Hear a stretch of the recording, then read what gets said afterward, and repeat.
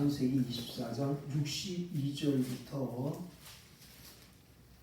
마지막 67절까지 보겠습니다. 창세기 24장 62절부터 67절까지 말씀을 공부하겠습니다. 다 찾으신 줄로 믿고 공부합니다. 때에 이삭이 베엘라에 의해서 왔으니 그가 남방에 거하였습니다. 이삭이 저물 때에 들에 나가 묵상하다가 눈을 들어 보니 봄에 약대들이 오더라. 리브가가 눈을 들어 이삭을 바라보고 약대에서 내려 종에게 말하되 들에서 배회하다가 우리에게로 마주오는 자가 누구뇨? 종이 가로되 이는 내 주인이니이다. 리브가가 면박을 취하여 스스로 가리우더라. 종이 그 행한 일을 다 이삭에게 고하매 이삭이 리브가를 인도하여 모친 사라의 장막으로 들이고 그를 취하여 아내를 삼고 사랑하였으니 이삭이 모친 상사의 위로를 얻었더라. 아멘. 어떻게 한 주간 잘 지내셨습니까? 벌써 9월 13일입니다. 오늘 보니까 아침에 굉장히 서늘한 게 이제 벌써 가을이다 이런 생각이 들더라고요.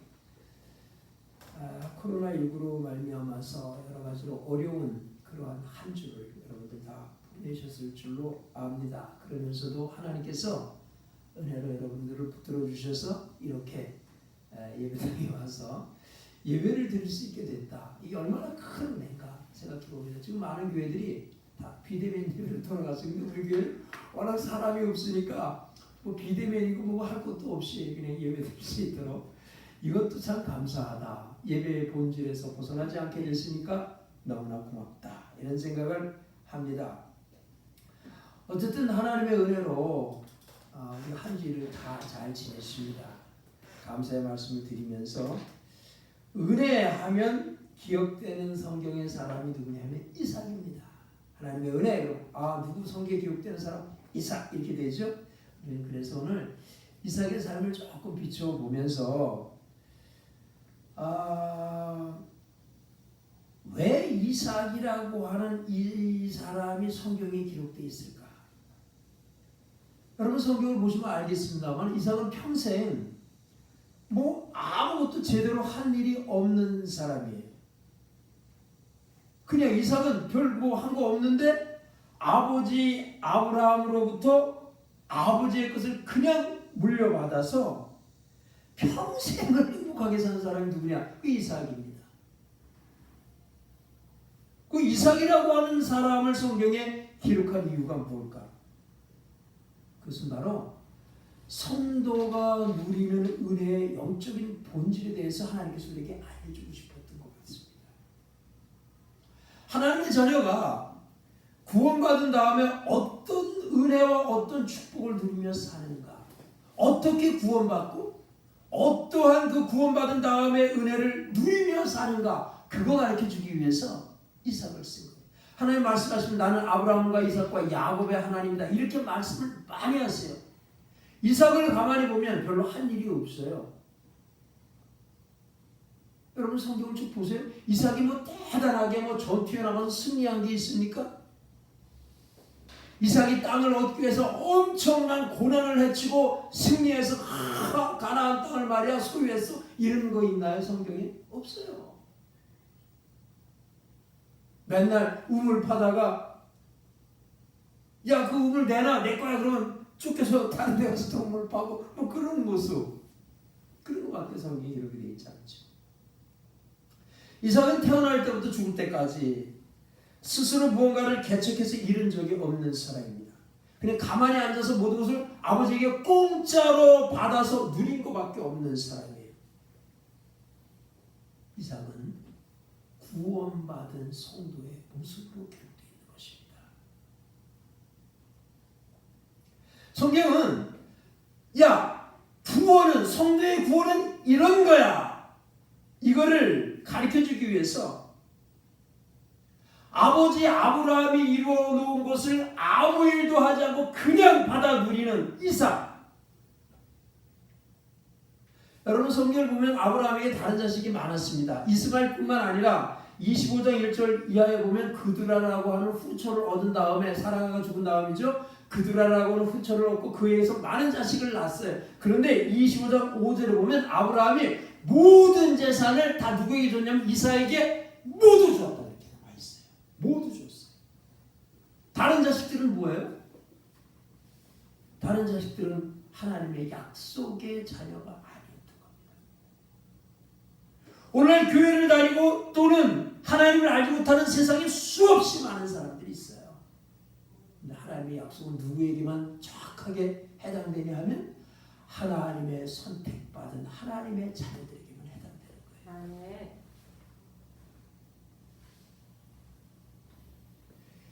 이 모든 일을 아버지 아브라함이 다 하셔요. 그리고 나서 이삭은 그냥 그것을 받아서 누리기만 하면 되는 거죠. 다시 말하면 구원이라고 하는 거, 우리의 하나님의 은혜라고 하는 것은 우리의 행위로 되는 것이 아니라 믿음으로 된다는 얘기입니다. 이걸 하나님의 은혜라고 해요.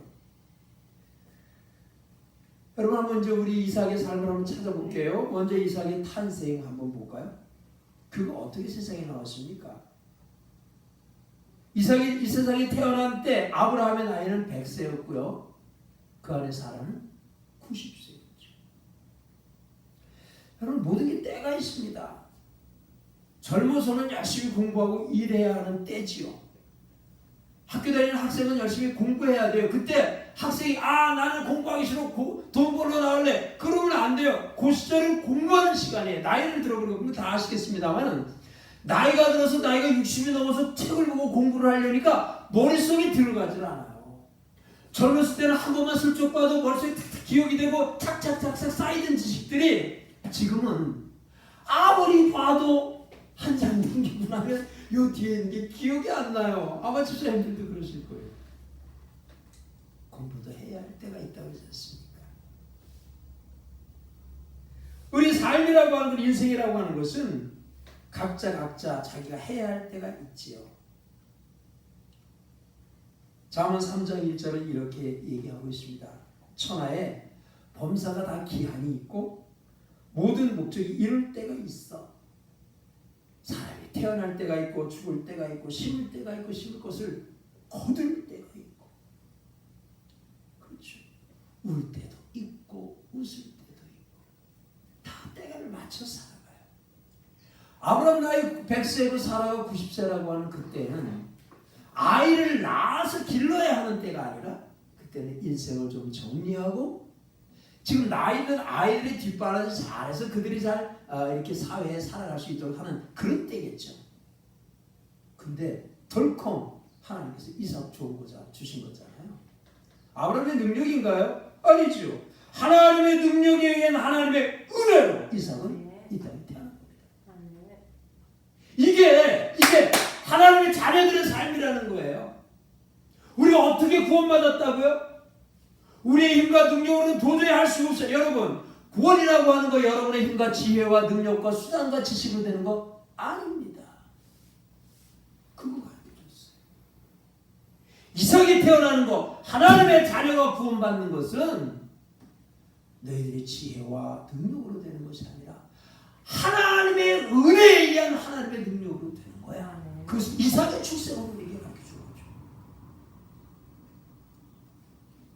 그래서 성경에 그런 기록하는 거예요. 이삭이 젖될 때요. 창세기 21장에 보면 이삭이 젖될 때 큰 대연을 아브라함이 배설했더라. 여러분 이삭이 어떤 큰 일을 해서 아버지와 어머니의 마음을 막 불쾌하게 기쁘게 해드리고 자기가 이러한 큰 그 대연을 배설을 할 주인공이 될 만한 어떤 자격이 있고 노력이 있어서 대연을 배설한 거 아니죠. 그냥 이삭의 자격은 딱 하나밖에 없어요. 그건 뭐냐면 아브라함과 사라의 아들이라는 거야. 그것 때문에 아브라함은 자신의 소유를 막 풀어가지고 큰 잔치를 한 거예요. 이삭이 뭔가 해서가 아니죠. 그냥 철저히 모두가 완벽하게 아버지의 은혜였던 겁니다. 그의 삶도 그렇죠. 성장을 한번 볼까요? 그에게는 14살 많은 형이 하나 있습니다. 이스마엘이죠. 창세기 16장에 보면 아브라함이 86세에 이스마엘을 낳았고요. 21장에 아브라함은 100세에 이삭을 낳았으니까 14년 차이가 나요. 14살 많은 형이 이복형이죠. 그런데 그 이복형과 어린 이삭이 한 집에서 살다 보니까 참 문제가 생기는 거예요. 형이 이삭을 자꾸 이제 구박하는 거죠. 막 조그만 자식이 왜 이래 이러면서 뭐 구박했던 것 같아요 아마. 이거 하나님께서 뭐라 그랬어요? 야, 이스마엘 나가려면 해. 그냥 쫓겨나 버렸어요. 왜? 이삭의 성장 때문에, 이삭이 자라나는 그 환경 때문에 이스마엘을 쫓아내버렸어요. 덕분에 이삭은 자기의 성장에 아무 걸림돌 없이 아버지와 식솔들의 온 사랑을 받으면서 자랄 수가 있었어요. 이삭이 능력이 있어서 이스마엘 쫓아냈네? 아니죠. 아니에요. 그 혼인도 오늘 본문에 나와 있는 혼인도 마찬가지죠. 아버지 아브라함의 계획과 아브라함의 그 추진력에 의해서 늙은 종 엘리에셀을 하란 땅에 보내가지고 리브가를 얻게 되지 않습니까? 그리고 모든 아버지의 것을 상속을 받게 돼요. 다시 말하면 이삭의 삶은 철저하게 처음부터 끝까지 그냥 은혜를 입었던 삶이었던 겁니다. 그래서 성경에 이삭이 특별히 부지런하고 막 근년 성실하고 막 야망과 투지가 불타고 목적을 두고 생명을 걸고 막 목적을 이루는 이런 얘기들이 하나도 안 나오는 거예요. 이삭이 왜 그러지 않았겠습니까? 아니에요. 이삭도 야망이 있었을 것이고 이삭도 열심히 뭔가를 했던 흔적들이 있을 거예요. 그러나 성경에 그런 것들을 하나도 기록하지 않은 이유는 이삭의 삶은 오직 하나님의 은혜에 의한 것이다 하는 것을 후대의 성경을 보는 독자들에게 설명하기 위해서 이삭은 선택받은 사람이었던 거죠. 그러니까 이삭의 얘기가 기록되어 있는 이 성경의 목적은 예수 그리스도로 말미암아 완성된 구원, 그리고 그 구원을 공짜로 물려받아서 누리는 성도, 그들이 어떻게 축복된 삶을 사는 줄 알아? 그 은혜의 삶이 어떤 건지 알아? 너희들이 구원받은 그 방법이 뭐고 너희들이 어떻게 구원받아서 어떻게 살아가는가, 그게 다 하나님의 은혜라고 하는 이거, 그것을 가르쳐주기 위해서 우리에게 보여준 그림입니다. 그런데 여기서 우리가 생각해야 할 것이 있죠. 분명히 우리는 전적인 하나님의 은혜 안에서 구원받아서 우리의 목적지 천국으로 가는 하나님의 자녀가 맞습니다. 은혜로 시작해서 은혜로 마무리가 되죠. 문제는 이 구원의 여정에 있어서 이 은혜로 시작해서 은혜로 마무리되는 구원의 여정, 하나님의 오직 은혜, 믿음으로 되는 여정에 있어서 반드시 동반되어져야 하는 것이 있다. 그게 뭐냐면 순종이라고 하는 하나님입니다. 이 은혜의 여정에서 우리에게 꼭 있어야 하는 게 뭐냐면 순종이라고 하는 행실. 그래서 야고보서 2장 17절에는 행함이 없는 믿음을 주고 그렇게 얘기한 거예요. 이게 무슨 말이냐면 행함과 은혜라고 하는 것은, 순종과 은혜라고 하는 것은, 행함은 은혜를 전제로 하는 거예요. 은혜가 있어야 행함이 되는 거예요. 그리고 이 행함은 반드시 은혜가 있어야 되고, 은혜는 행함이라는 결과를 반드시 낳게 되는 거예요. 그러니까 은혜를 깨닫지 못하는 행함은 그 외식입니다. 행함이 없는 은혜, 이것은 거짓이죠. 그건 말놀이에 불과한 거예요. 행함과 은혜는 반드시 동전의 양면처럼 같이 갈 수밖에 없는 거예요. 하나님의 은혜를 알게 되면 주를 위해서 살 수밖에 없어요. 왜? 하나님의 말씀대로 하나님의 하나님의 명령대로 순종하지 못하느냐 하면 하나님의 은혜를 깨닫지 못하기 때문에 그래요. 여러분 꼭 기억하시기 바랍니다. 어떤 사람이 믿음이 좋게 믿음 생활을 한다 그러면 그 이면에는 거의가 다 하나님의 은혜에 대한 철저한 자각의 하나님의 은총이 있는 경우가 그렇습니다.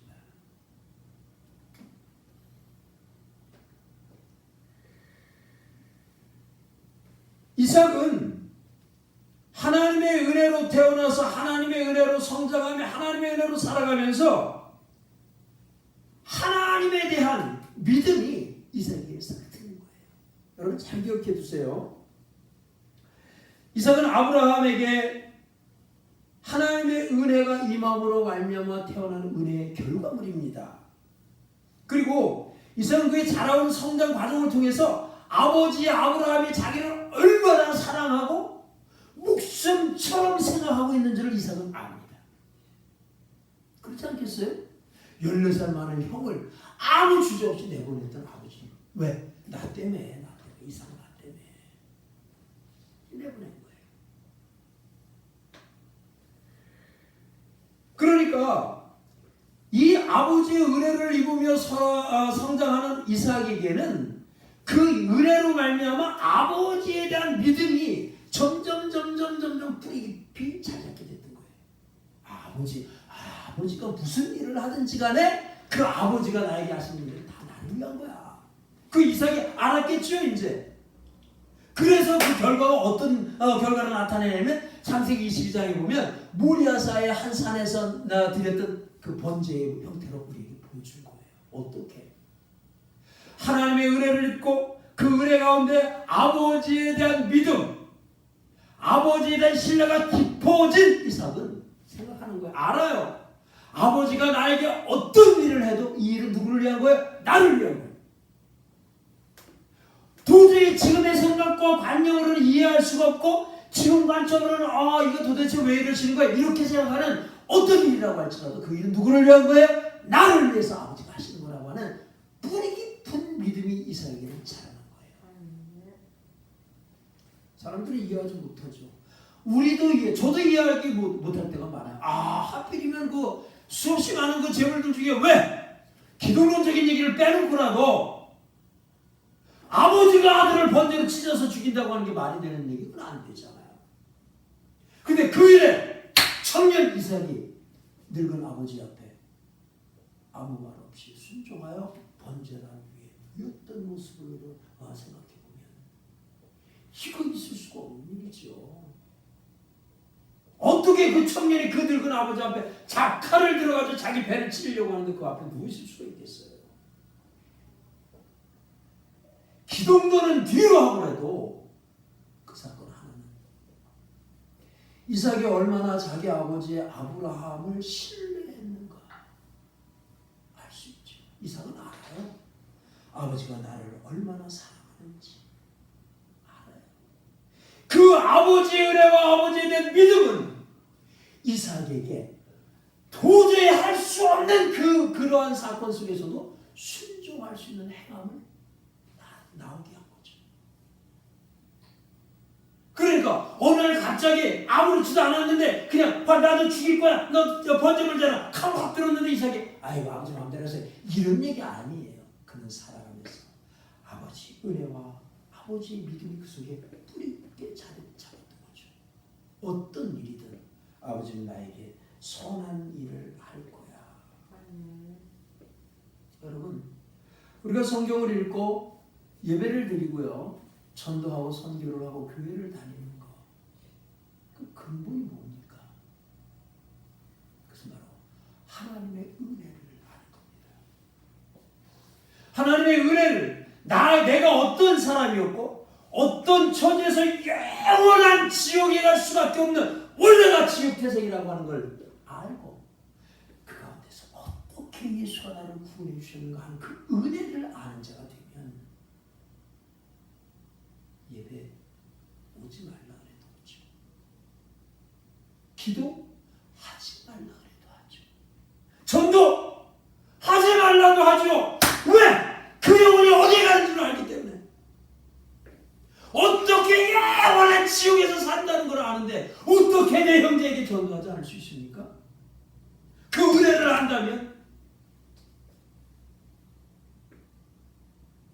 뭐가 문제죠? 지금 우리가 하나님의 은혜를 모르는 거 아니면 잊어버린 거죠. 이거 무서운 거예요, 여러분. 이거 진짜 무서운 겁니다.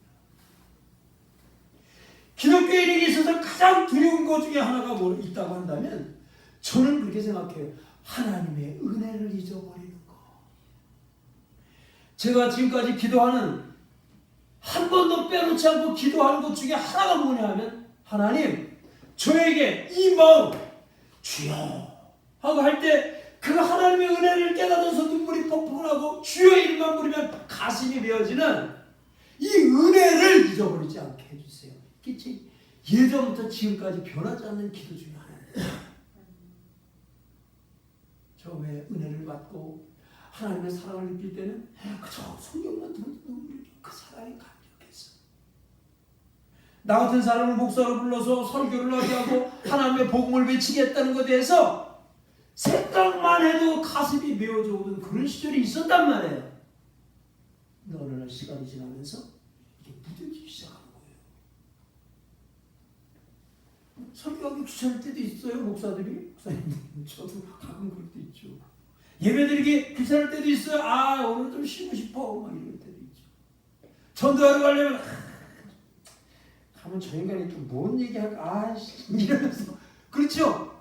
제가 병원 신방을 하러 다닐 때, 지금 이제 병원에 못 가고 있습니다만, 병원 신방을 하러 가면, 병원에 이렇게 병실 이렇게 들어가면, 좋아하시는 분들도 있고요. 굉장히 그 뭐라 그래요? 혐오가 가득 담긴 그 불신의 눈으로 바라보는 사람들도 있어요.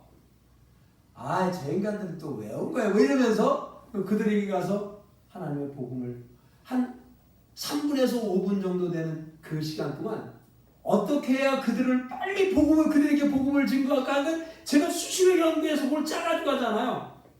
그래서 그 3분 동안 얼른 얘기해요. 잠깐만 제가 한 3분만 말씀드리고 얼른 갈게요. 그러면서 막 얘기하고 나오거든요. 그럴 때 딴짓 막 하고 얘기하고 있는데 다른 얘기하고 듣다 말고 막 다른 얘기해요. 그러면 얘기하는 사람이 얼마나 민망합니까?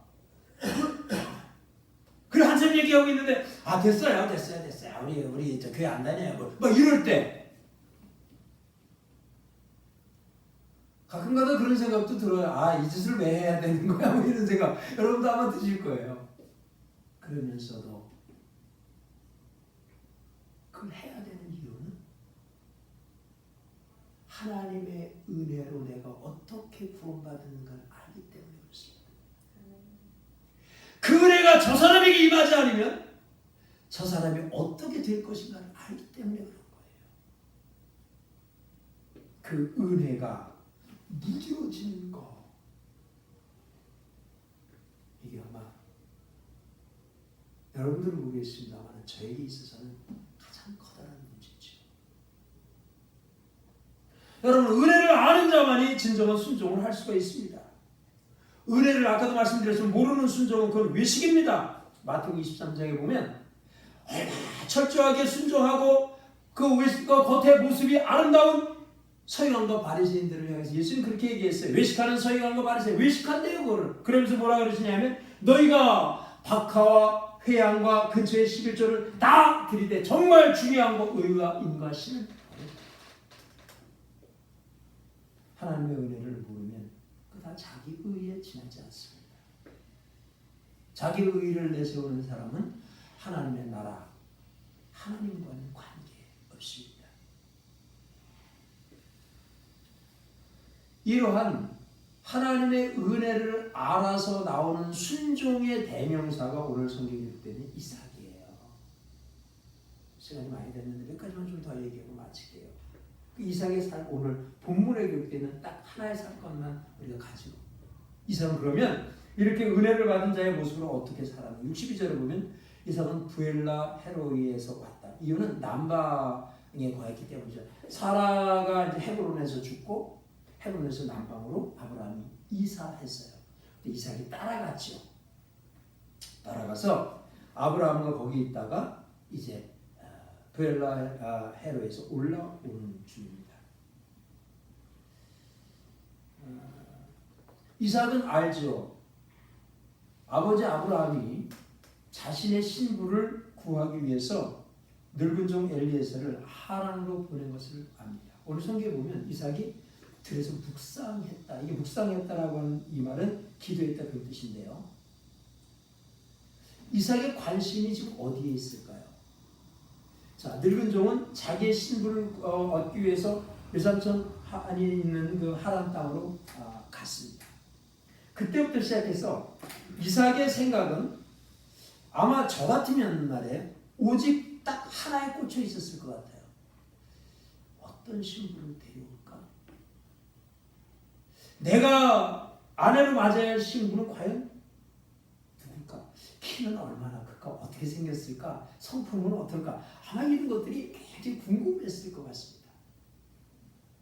그리고 그 궁금을 이삭은 항상 기도하면서 하나님께 그 모든 여정을 맡겼을 거예요. 하나님, 우리 종 엘리에셀이 내 신부를 구하러 갔어요. 그런데요, 제 생각에는 나의 신부는 이런 여자였으면 좋겠어요. 키는 좀 대충 이 정도면 좋겠고요. 얼굴은 좀 이렇게 생기고, 성품은 좀 이러고, 아마 그런 기도 안 했을까요? 이삭의 모든 관심은 바로 아마 거기에 있었을 거예요.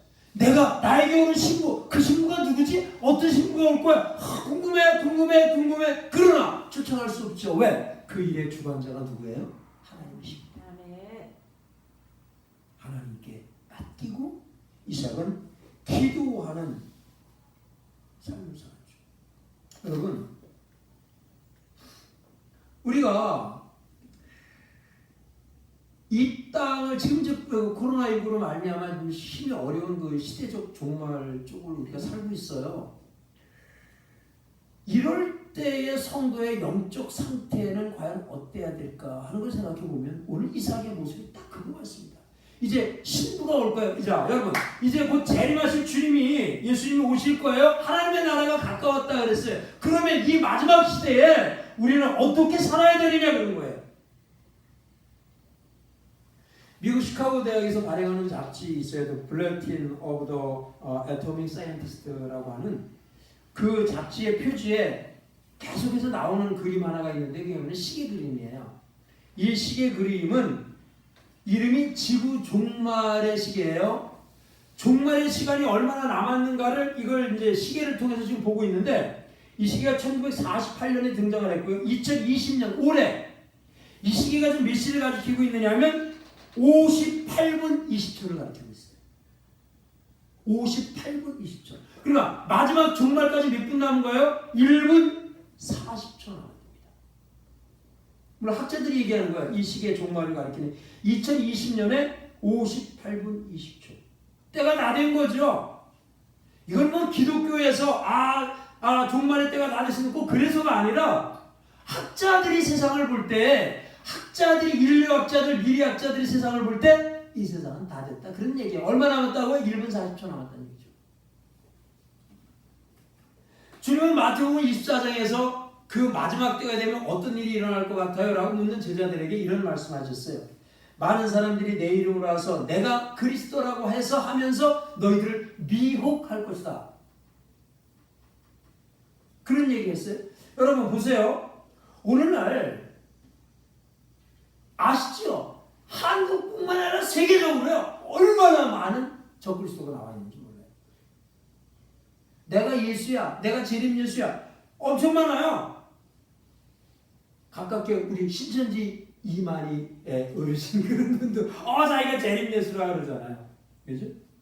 JMS 정명석 씨. 하나님의 교회 안산호 같은 사람 죽고 나니까 그 마음으로 잠길 차가 지가 하나님 어머니라 그러면서 또 난 이게 참 웃기더라고요. 하나님 어머니래 지가. 장막성전의 유지를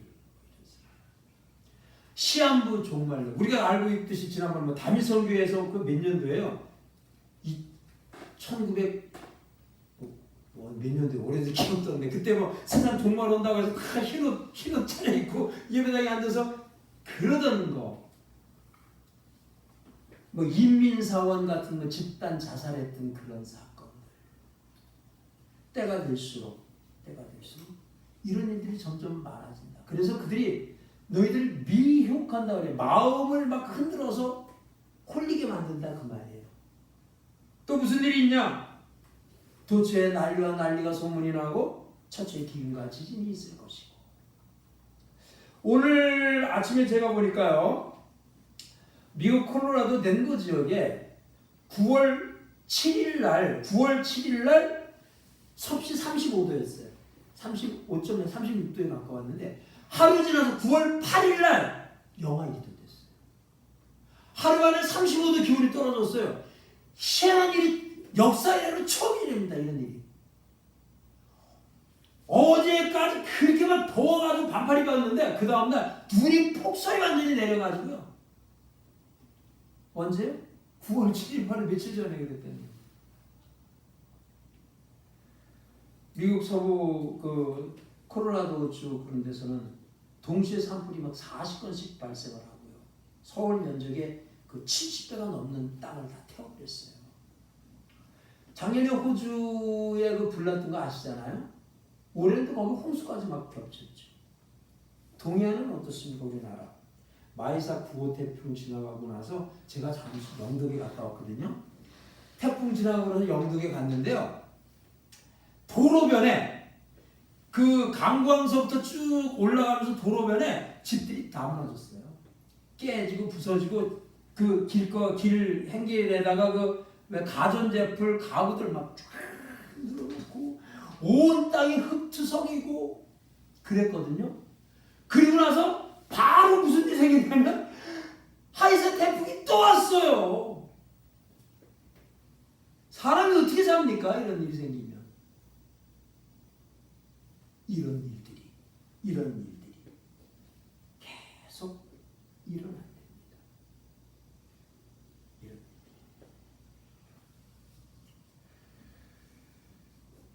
그럴 때 우리는 오늘 이삭이 그거에 대한 해답을 가르쳐준 거예요. 주님 오실 때가 되면, 신부를 만날 때가 되면 뭐 한다고요? 묵상하며 인내하는 거예요. 여기 묵상이라는 수아흐라고 하는 말은요, 습관적으로 하는 기도 얘기하는 거예요. 기도 쉬는 거 아니에요. 계속 기도하고 새벽 기도 뭐 누워 하늘산 신앙은 하나님과 저와의 개인적인 문제잖아요. 계속 새벽 기도하고 저녁에 예배드리고 기도하고 자기 전에 기도, 아침에는 먼저 무릎 꿇고 하나님 오늘 또 하루를 주신 하나님 너무 감사합니다. 하루를 좀 믿음으로 의롭게 살 수 있도록 좀 지켜주세요. 저녁이 되면 하나님 오늘도 의로운 모습으로 살기를 원했는데 가만히 보면 내 모양이 그렇게 아름답지 못했던 것 같습니다. 하나님 저를 용서해 주시고 내 삶이 더 주님의 말씀과 은혜에 더 깊이 가도록 지켜주세요. 이렇게 기도하고 그게 수아흐예요. 계속된 기도.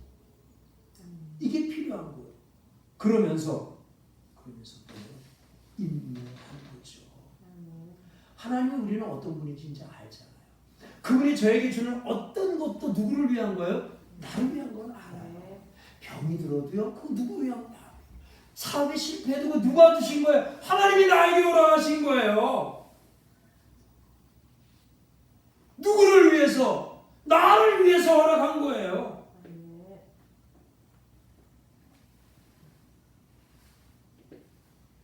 코로나19로 가게들이 자영업자들이 문을 닫아요. 누가 주신 거예요? 하나님의 허락이 없이 이루어질 수 없어요. 하나님의 자녀가 그 가운데 있다면 그거 뭐 때문에 줬어요? 나를 위해서 필요해서 하나님이 주신 거예요. 재단 위에 엎어놓고 칼을 들어도 누구를 위한 거예요? 이삭을 위한 겁니다. 이게 하나님에 대한 절대적인 믿음이에요. 그렇기 때문에 어떤 상황, 어떤 처지에 있어도 우리는 인내할 수 있는 거예요. 왜? 그 하나님을 믿으니까. 하나님의 은혜를 내가 아니까. 그러니까 오늘의 이삭은 하나님의 은혜는 믿음은 순종은 인내를 우리가 살아갈 수 있는 방법으로 가르쳐 주신 그림책인 거죠. 우리 성도의 삶은 이 땅에서 이 하나님의 은혜를 누리는 삶, 이거를 축복이라고 하는 겁니다. 아시겠죠? 이게 축복이에요. 병들어도 그게 축복이고요. 사업이 망해도 그것이 축복인 거예요. 왜? 하나님이 내가 하나님의 은혜를 안다면 하나님이 나에게 주시는 거 그 어떤 것이든 나에게 의로운 겁니다. 이게 하나님에 대한 믿음이죠. 이삭의 삶은 그런 구원받은 성도의 영적 상태를 그리고 삶을 가르쳐주기 위한 하나님의 은혜인 것입니다. 이게 본질이죠. 오늘 한국 기독교가 이렇게 문제가 된 것은 이 본질에서 벗어났기 때문에 그렇습니다. 예수 믿으면 다 잘 돼야 되고, 예수 믿으면 다 건강해야 되고, 예수 믿으면 다 사업에 성공해야 되고. 지난번에 말씀드렸잖아요. 어떤 사모님이 전도하시는데 예수 믿으면 교통사고도 안 나 이러고 그 다음날 교통사고 나서 여기 입원해가지고 우리 사모님하고 저하고 신방 갔다 그랬잖아요. 아니에요. 예수 믿어도 교통사고 나고요. 예수 믿어도 암 걸리고 예수 믿어도 사업 안 될 수 있어요. 나에게 필요하면 하나님이 그렇게 하셔요. 그러나 그 하나님이 나에게 주신 것은 어떤 것이든지 선한 것이고 어떤 것이든지 나를 위한 것이라고 하는 믿음이 있기 때문에 어떤 상황에도 그분을 의심하지 않고 어떤 여건이 와도 그분을 버리지 않고 그분을 믿으며 주님 오신 그날을 사모하며 기도하면서 인내하며 걸어가는 것, 그것이 바로 구원받은 성도의 영적인 삶인 것입니다. 이러한 모습이 오늘 여러분들에게 있어지기를 주님의 이름으로 축원합니다. 기도하겠습니다. 하나님, 내 생각과 너의 생각은 다르다. 이렇게 분명히 말씀하셨는데도 불구하고 저희들은 내 생각이 하나님의 생각이 되어야 안 된다고 하는 고집과 아집 속에서 하나님의 은혜를 잊어버리고 하나님의 은혜를 왜곡시키는 상태가 너무나 많습니다. 오늘 저희들에게 하나님만이 선하시고 하나님만이 무조건 옳으시고 하나님이 우리에게 허락하시는 모든 것은 선하면 나를 위한 것이라고 하는 은혜의 믿음을 확실하게 가질 수 있도록 주께서 저희들을 은혜로 덮어주시기를 원합니다. 그래서 주님이 주시는 어떤 것도 감사하고 주님의 때가 가까운 것을 기억해서 항상 인내하면서 하루하루 믿음으로 살아가는 저희들 되도록 축복해 주시옵소서. 예수님 이름으로 간절히 감사 기도 올리옵나이다.